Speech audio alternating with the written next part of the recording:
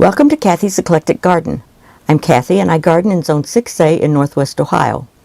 Today we will be looking at a few critters that may visit your yard and a few plants which help deter each of them. We'll be right back.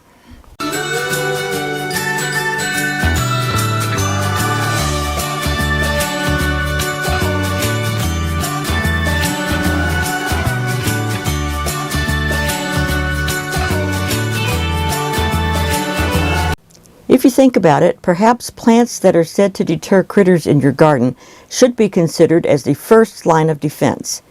After plants, the secondary line of defense would be all of the mechanical and chemical tricks and gadgets that people buy or invent to deter critters. Feral cats are terrible in my garden. Recently, I saw no less than 5 different cats prowl around my area.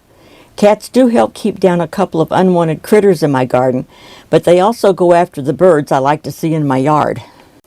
Worse yet, cats have managed to destroy a few of my plants by lying or hiding in the middle of them. An example in my garden is that cats love to lay on my autumn joy sedum. They seem to think they are hiding from their prey and have managed to kill off one of my sedums and damaged another. Some people say to plant catnip away from your garden to attract and distract cats from entering your garden. You might think of catnip as a trap plant. However, I won't be trying this because cats are too curious and roam around hunting and exploring anyway. A few plants that may deter cats from entering your garden are basil, citronella, garlic, lavender, mint, thyme, and marigolds. Up next, groundhogs. Even though there seems to be plenty of plants that are supposed to deter groundhogs, I usually have at least 2 in my garden every year. Fortunately, I have a kind neighbor who live traps them and takes them out into the country for release. Some plants that are recommended to deter groundhogs are basil, calendula, chives, foxglove, garlic, marigolds, mint, Russian sage, and thyme. Next, let's talk about possums. Possums are omnivores. They are mostly a nocturnal creature. The information I have found on possums claims they will nibble on garden plants, fallen fruit, and tomatoes. However, they are more interested in feasting on acorns, old rotting plant material, carrion, and pests like venomous snakes, small rodents, ticks, beetles, slugs, snails, crickets, cockroaches, and lawn grubs. Garlic and lavender is the dynamic duo that will make possums run for the hills. Rosemary is not just for cooking, it's your garden bouncer. I can't omit the cute little cottontail rabbit. Rabbits are basically nocturnal, but I always see them during the daytime and feeding in the evening. They shelter in thick brush piles, or abandoned woodchuck burrows during the day. Summer foods include leaves, herbs, legumes, fallen fruit, garden vegetables, low broad-leaved weeds, clover, and grass. A list of plants that are supposed to deter rabbits or ones they do not like is long enough to make its own program. The one thing I can say for certain is that since I began growing native plants, I have seen fewer rabbits less often in my yard and garden. A few plants to deter them are blue flax, oregano, poppies, roses, garlic, onions, lavender, gaillardia, and zinnias. Raccoons, the masked bandits.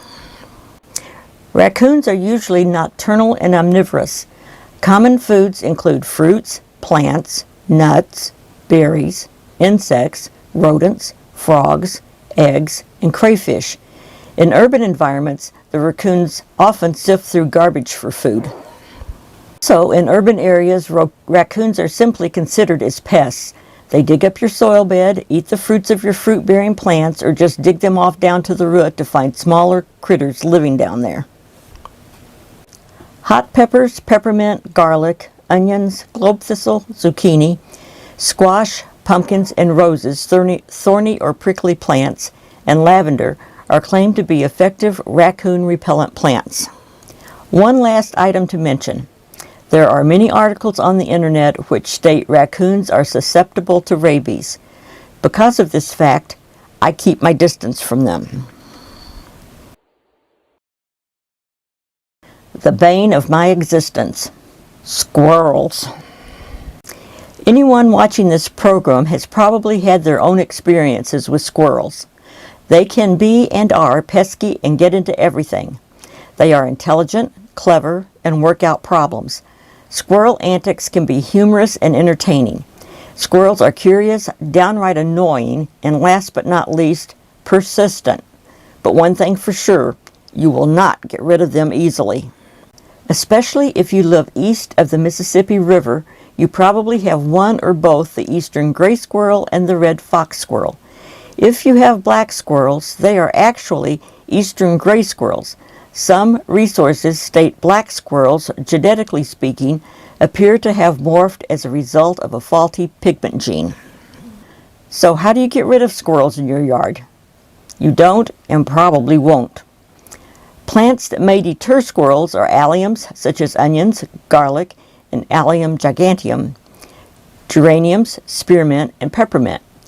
Roses are also said to be a deterrent because of it being a thorny plant. My squirrels use rose plants to climb up and use as a springboard to one of my trellises. So much for roses deterring squirrels.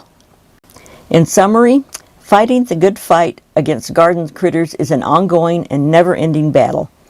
As a gardener, about all you can do is to try different ideas and tactics by trial and error. In the end, using a combination of deterrent plants, mechanical and chemical means to chase off garden critters at the moment may be the best but not the final answer. I hope you found this video useful. Please comment below with what garden critter deterrents seem to work best for you. I'm open for any ideas, and your comments and ideas will also help others. Thanks for watching. See you in the next one. Bye.